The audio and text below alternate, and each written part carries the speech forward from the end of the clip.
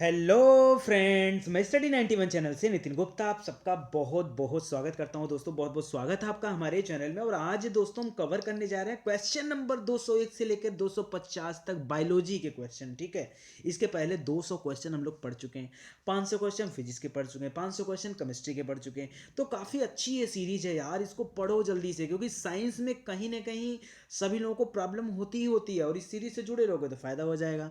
और अगर आपको चाहिए हमारे क्लास नोट्स और पीडीएफ नोट्स तो विजिट करिए हमारी वेबसाइट पर, जिसका नाम है www.study91.org। ओके, और जल्दी से चैनल को भी सब्सक्राइब कर लीजिए, साथ ही साथ बेल आइकन को प्रेस कर लीजिए, ताकि आपको ये पता चल पाए कि कितनी वीडियोस एक दिन में अपलोड होते हैं और कितना फायदेमंद ये सीरीज आपके लिए है। ठीक है, चलिए स्टार्ट करते हैं फिर। और पहला क्वेश्चन ये रहा आपके सामने, लेकिन उसके पहले एक इंपॉर्टेंट बात मुझे आपसे करनी है। दोस्तों प्लीज़, मैं कितने बार आपसे कह चुका हूँ यार कि आप पूरे एडवर्टीजमेंट को देखा करो, उसको स्किप मत किया करो। यार सच बोल रहा हूँ, उसी से 2 पैसे मिलते हैं, 2 नहीं 10-20 पैसे मिलते हैं। बट हाँ, तो इतना हो जाता है यार कि अभी बीवी बच्चों वाला आदमी, बच्चे नहीं है बीवी वाले आदमी हो गए, तो थोड़ा सा सहयोग चाहिए ना। तो आप लोग करेंगे तभी तो होगा। तो प्लीज़ उसको पूरा देखा करिए, उसको स्किप मत करिए, बस बाकी सब मेरे ऊपर छोड़ दीजिए। तो पहला क्वेश्चन दे रहा दोस्तों, एंजाइम है, एंजाइम क्या है ये आपको बताना है। एंजाइम विटामिन है एंजाइम विटामिन होता तो विटामिन ही नहीं बोलते, उसको एंजाइम क्यों बोलते हैं। बैक्टीरियम है, नहीं। बायो उत्प्रेरक है और वायरस है। तो दोस्तों याद रखिए, एंजाइम एक तरह का बायो उत्प्रेरक होता है। ये क्या करता है, किसी चीज़ को उत्प्रेरक कर देता है। ठीक है, उसको क्या कर देता है, उसको चार्ज कर देता है। तो एंजाइम याद रखिएगा, ये एक तरह का बायो उत्प्रेरक होता है। एंजाइम मूलतः क्या होता है, ये फैट होता है, शर्करा होता है, प्रोटीन होता है, विटामिन होता है। तो ऐसे में अगर कोई पूछता है तो आप क्या बताओगे, एंजाइम प्रोटीन का पार्ट होता है। किसका, प्रोटीन का। वसा विटामिन मत करिएगा, प्रोटीन प्रोटीन प्रोटीन का पार्ट होता है एंजाइम। ठीक है, आगे जैविक सिस्टम यानी लिविंग सिस्टम में रासायनिक क्रिया की प्रक्रिया को तेज करने में उत्तरदायी पदार्थ क्या है। मैंने पहले ही आपसे कहा कि उत्प्रेरक होते हैं एंजाइम। ठीक है, तो याद रखिए एंजाइम ही यहाँ पर क्या होगा, यही प्रक्रिया को तेज करेगा। ठीक है, कैटलाइज करेगा मतलब तेज करेगा, तो ये एंजाइम है। निम्नलिखित में से किस एक ही उत्पत्ति यकृत का कार्य है। अच्छा, किसकी उत्पत्ति जो है यकृत का कार्य है। तो एक मिनट, निम्न में से किस एक की आना चाहिए, एक की उत्पत्ति यकृत का कार्य है। ठीक है, तो यकृत यानी जो हमारा लीवर होता है दोस्तों, वहां से लाइपेज तो नहीं, श्लेष्मा नहीं, यूरिया में भी हो सकता है। ठीक है, यूरिया यहाँ से उत्पन्न हो सकता है।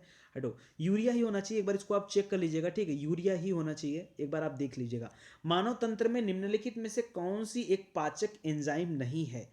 कौन सा पाचक एंजाइम नहीं है, सोच के बताइएगा दोस्तों। ट्रिप्सिन, गैस्ट्रीन, टाइलिन और पेप्सिन। तो ट्रिप्सिन, पेप्सिन, टाइलिन ये सब आपको पढ़ाए हो। गैस्ट्रीन भी आपने देखा क्या, गैस्ट्रीन एंजाइम कोई पाचक एंजाइम नहीं होता है। ठीक है, तो ये बी वाला हो जाएगा यहाँ पर। आगे स्टार्च को, अच्छा कुछ लोगों को लगता होगा सर ऐसे कैसे आप बताते चले जा रहे हैं। भाई अगर आपको नहीं समझ में आ रहा तो बायोलॉजी के प्लेलिस्ट में जाइए, डिटेल से एक एक चैप्टर आपको पढ़ाया हूँ। पता है, पूरा का पूरा 1 घंटे का लेक्चर लिया था मैंने फैट के ऊपर, मुझे याद है। 1 घंटे का लेक्चर प्रोटीन के ऊपर, 1 घंटे का लेक्चर कार्बोहाइड्रेट के ऊपर, सब। ठीक है, 1-2 घंटे का लेक्चर विटामिन के ऊपर, 1-2 घंटे का लेक्चर आपका एंजाइम के ऊपर, ऐसे ऐसे करके पढ़ाया हूँ। तो आप वहाँ जाके पढ़ो ना, तब तो समझ में आएगा कि सर इतना जल्दी जल्दी कैसे पढ़ा रहे हैं। स्टार्च को अपघटन से ग्लूकोज बनाने वाला एंजाइम कौन होता है। स्टार्च को ध्यान दीजिएगा, स्टार्च को जल अपघटन से ग्लूकोज बनाने वाला एंजाइम कौन होता है। तो एमाइलेज, एमाइलेज याद है ना, एमाइलेज। ठीक है, याद रखिए यही जल अपघटन के द्वारा ग्लूकोज तैयार करता है। एमाइलेज कौन से परिवर्तन में एंजाइम ट्रिप्सिन उत्प्रेरक का कार्य करता है। ट्रिप्सिन उत्प्रेरक का कार्य करता है। तो करा प्रोटीन को पेप्टोन में, प्रोटीन को पेप्टाइड में, या प्रोटीन को अमीनो एसिड में, या स्टार्च को ग्लूकोज में। तो याद रखिए जो ट्रिप्सिन होता है दोस्तों, ये अमीनो एसिड में कन्वर्ट करता है, यानी प्रोटीन को अमीनो एसिड में। ठीक है, ध्यान दीजिएगा, अच्छा प्रश्न है, याद भी रखिएगा। मानव शरीर में पुंज कौन सी संरचना से संलग्न होता है। पूंछ होता है ना, अभी तो वो हमारे अपशिष्ट माने जाते हैं। ठीक है, बट उसको आप क्या बोल सकते हो, बृहद्रांत बोलते हैं। क्या बोलते हैं उसको, बृहद्रांत। ठीक है, ये ध्यान दीजिएगा दोस्तों, ये बहुत इंपॉर्टेंट प्रश्न है, इसको हर हाल में आप याद करना।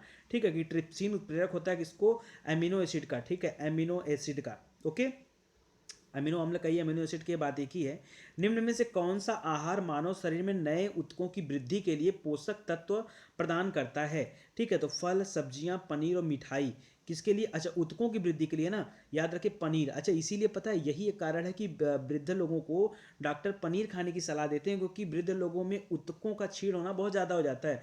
भाई वो बुढ़े हो रहे हैं ना, इसलिए वहाँ पर कोशिकाओं से मिलकर ऊतक बनता है, तो ऊतक छीड़ होते हैं।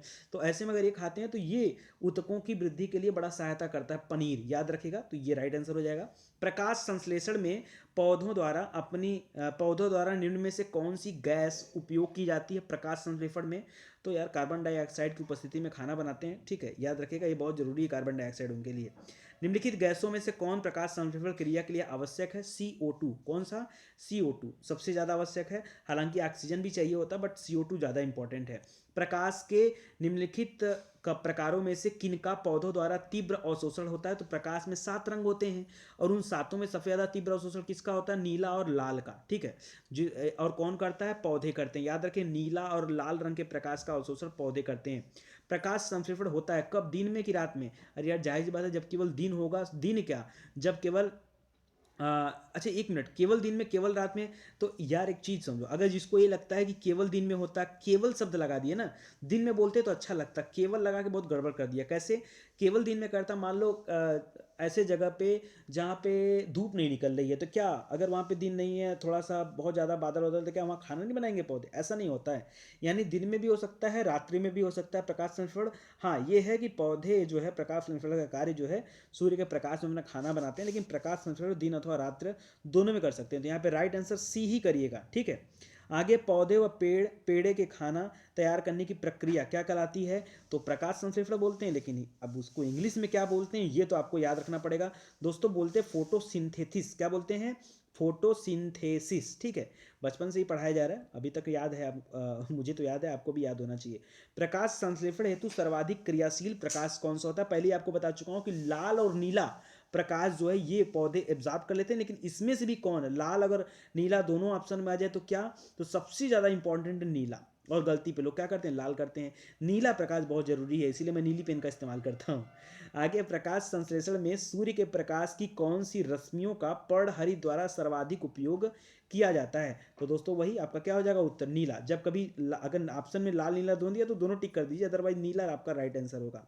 कृत्रिम प्रकाश, यानी सूर्य का नहीं है प्रकाश तो है, बट कृत्रिम है, ठीक है। तो यहाँ पे बता रहा है आपको, कर क्लोरोफिल नष्ट कर सकता है? नहीं यार, नष्ट क्यों करेगा?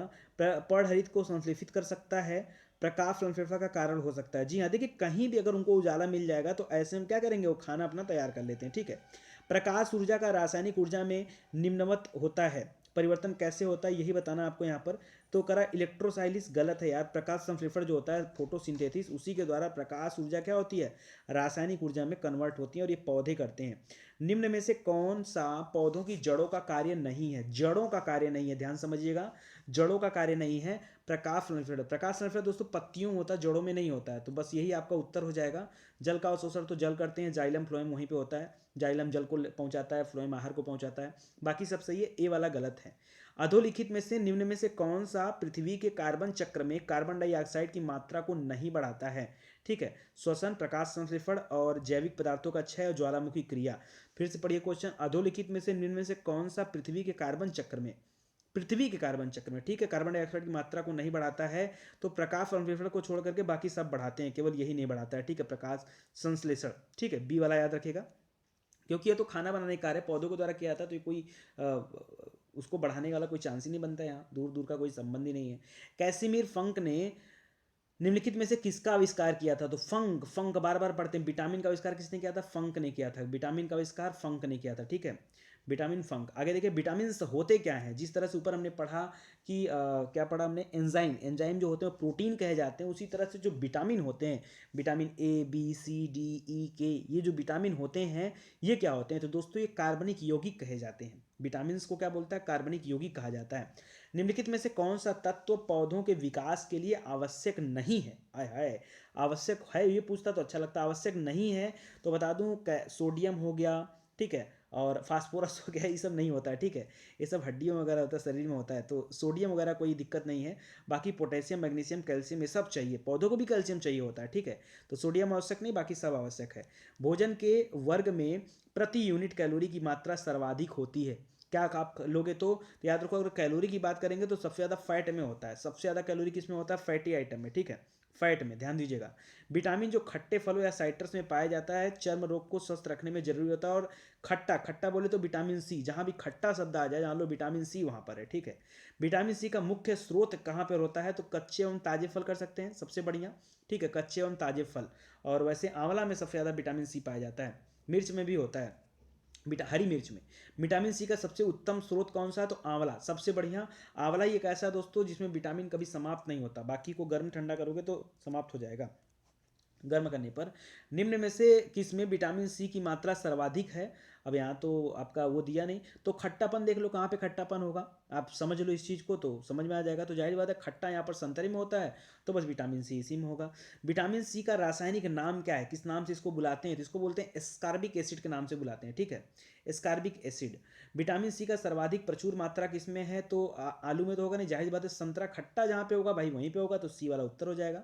घाव को भरने में सहायक विटामिन कौन सा होता है? तो अगर घाव भरना है तो विटामिन सी ही जरूरी है, ठीक है। विटामिन सी रहेगा तो जल्दी रोग प्रतिरोधक क्षमता मजबूत रहती है, जल्दी ही घाव भर जाता है।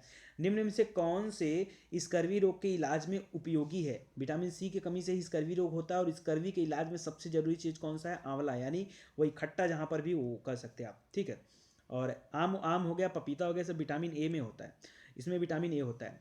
निम्नलिखित में से किस विटामिन की कमी से खून का थक्का धीरे बनने लगता है? थक्का, के ये रहेगा, थक्का, का मतलब के की कमी से थक्का नहीं बन पाता है, ठीक है।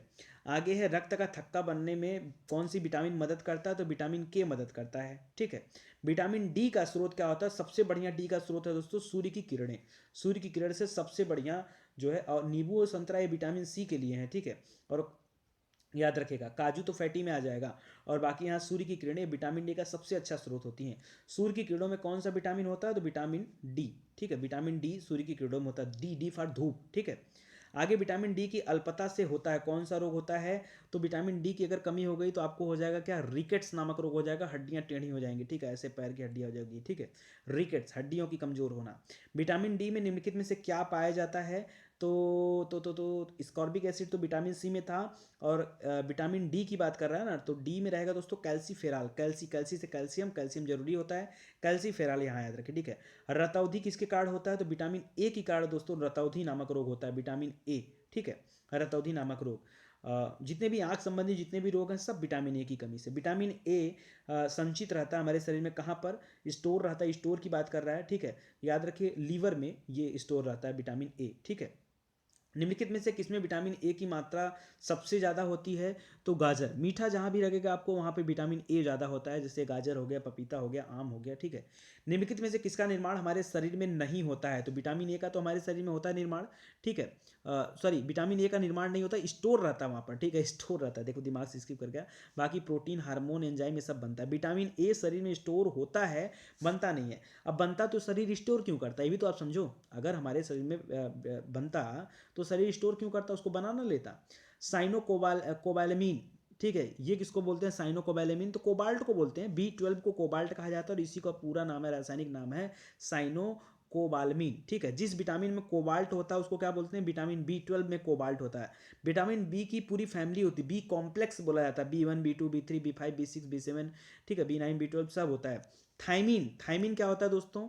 आपसे कभी आ जाए एग्जाम में, तो B1 को बोला जाता है थाइमीन, याद रखिए, B1 था, मतलब एक था राजा, एक एक यहाँ से पकड़िए, और था से पकड़िए थाइमीन, तो एक था राजा, ठीक है।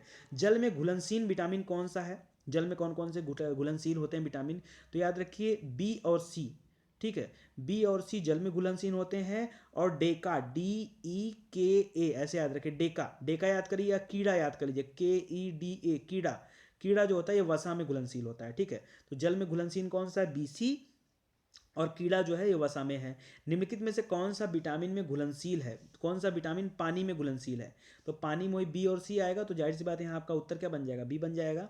एक मनुष्य को बेरी बेरी, सूखा रोग और स्कर्वी की बीमारी हो गई है यदि वह नहीं ले रहा है तो। याद रखिए बेरी बेरी किसकी कमी से, सूखा किसकी कमी से, स्कर्वी किसकी कमी से, तीनों आपको यहाँ पर पकड़ना है, ठीक है। तो बेरी बेरी रोग दोस्तों इसमें क्या होगा, देखिए ये त्वचा की झुर्रियाँ वगैरह जो होती हैं ढीली पड़ जाती हैं। तो बेरी बेरी रोग में जरूरी है विटामिन बी वन की कमी से होता है बेरी बेरी, ठीक है। और थायमिन बोलते थे एक था राजा। और सूखा रोग दोस्तों, सूखा रोग मतलब हो गया रिकेट्स हो गया आपको, ठीक है, डी सूखा रोग। और सी फॉर स्कर्वी हो गया। तो यानी B1 D और सी अगर आप नहीं ले रहे हो तो ये आपको ये बीमारी हो सकती है। केला जो एक फल के रूप में अत्यधिक मूल्यवान भोज्य पदार्थ माना जाता है कि प्रति 100 ग्राम में कितनी ऊर्जा मिल सकती है, कितनी ऊर्जा मिल सकती है? तो याद रखिए दोस्तों इसमें बहुत ज़्यादा तो नहीं होता है, बट 89 किलो कैलोरी ऊर्जा मिलती है, ठीक है, याद रखिएगा 89 मोस्ट इंपॉर्टेंट है, बहुत ज़्यादा नहीं, लिमिटेड। प्रोटीन की मात्रा की अधिकतम मात्रा किस में पाई जाती है? देखिए जितनी भी दलहनी फसलें हैं उन सब में पाई जाएगी, लेकिन अब अधिकतम पूछ दिया तो सोयाबीन में सबसे ज़्यादा पाई जाती है। सोयाबीन का ऑप्शन ना हो तो फिर अरहर, दाल में कोई भी मार सकते हो आप, ठीक है, बस देखना प्रोटीन सबसे ज़्यादा कहाँ पर, दाल में। और सोयाबीन तो अपवाद में भी आता है क्योंकि ये दलहनी में भी आता है और तिलहनी में भी आता है, दोनों जगह आता है, इसको ध्यान रखिएगा। आज का हमारा 50 क्वेश्चन कवर हो गया और इसके बाद फिर से अगले दिन हम लोग कवर करेंगे दोस्तों 50 क्वेश्चन। तो लगे रहिए, बस पढ़ते रहिए 50 क्वेश्चन। देखिए ज़्यादा समय नहीं लगता, 10-15 मिनट लगता है, 15 मिनट, ठीक है, कम भी नहीं, 15-16-17-20 ऐसे लगता है। देख लिया करिए, इतने समय में अगर आप थोड़ा सा यूटिलाइज कर जाते हो ना तो बहुत अच्छा आप परफॉर्मेंस कर सकते हो। चलिए आप सभी का बहुत बहुत धन्यवाद, थैंक यू सो मच। और हाँ प्लीज़ यार एडवर्टीजमेंट को प्लीज़ देख लीजिएगा, बार बार कहना पड़ता है ना, अच्छा नहीं लगता, बट मजबूरी है कहना, वही एक इनकम का सोर्स है हमारा, तो अब क्यों ना कहें, ठीक है, क्योंकि वीडियोज़ का मैं तो कोई चार्ज लेता नहीं हूँ। तो ऐसे में बस वही है कि जो पैसा गूगल से मिल जाए थोड़ा बहुत वही बहुत है। और थोड़ा सा देखते रहेंगे तो हेल्प हो जाएगी हमारी, ठीक है। चलिए थैंक यू सो मच। और देखने से ज़्यादा जरूरी दोस्तों शेयर किया करिए, क्योंकि बहुत सारे भाई बंधु अभी भी ऐसे हैं यार जो इस चैनल से नहीं जुड़े हैं और उनको सही मार्ग नहीं मिल रहा है पढ़ने का, ठीक है। तो अगर जुड़ेंगे तो लोग पढ़ेंगे और यार सब पढ़ेंगे तो हमारा देश आगे बढ़ेगा मेरे भाई, इसलिए प्लीज़ यार शेयर कर दिया करो, ओके। चलो थैंक यू सो मच।